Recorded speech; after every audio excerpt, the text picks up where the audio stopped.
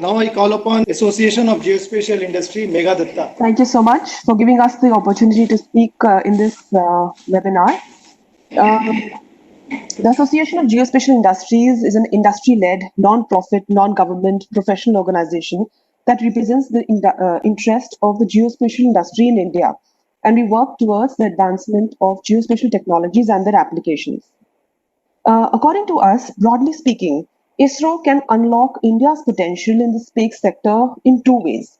One is through opening up the upstream channel of satellite and launch manufacturing, and the second is to support the downstream data adoption and use.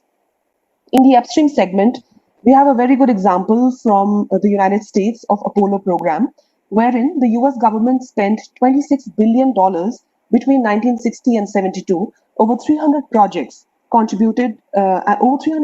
contributed in areas as wide as aeronautics, electronics to nutrition and textiles, which resulted in 1,800 spin-off products.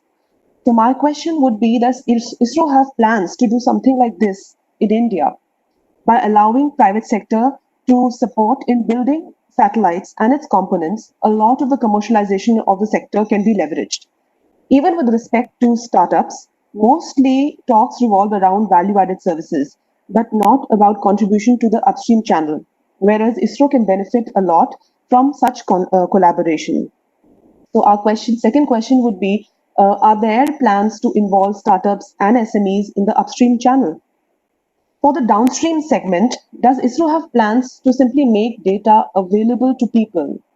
Today, satellite imagery can be procured only through NRSC in India. Any data that is better than 1 meter resolution requires detailed justification by the user, even if it is a government user, and this process is very cumbersome and time-consuming. AGI would like to recommend opening up of the remote sensing data and enabling easy accessibility of this data for all users for the socio-economic growth of the country. Most countries do not have such controls any longer.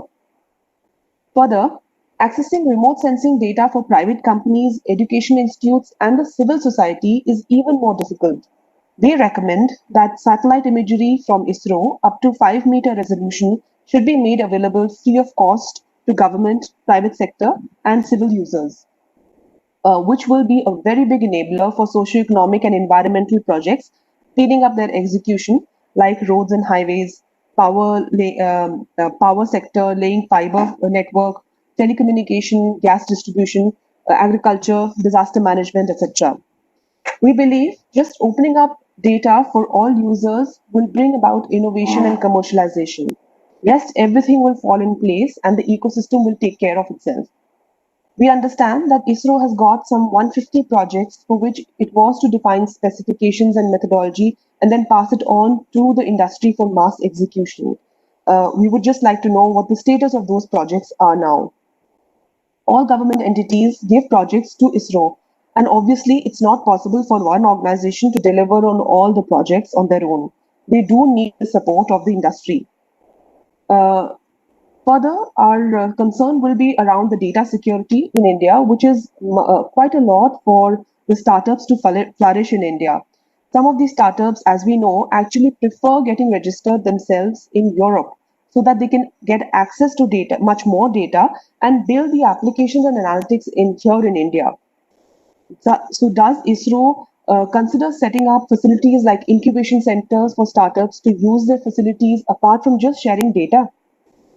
Lastly, I would like to conclude by saying that Association of Geospatial Industry offers its full support and collaboration to ISRO in helping it unlock India's potential in the space sector. Thank you. Thank you, Megha. Your views are anyway very important because you are representing the Association of Geospatial Industries.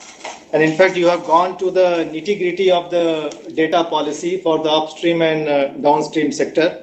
It's a very good input. Anyway, we are revising our policy, so this will be helpful, very important feedback for all of us.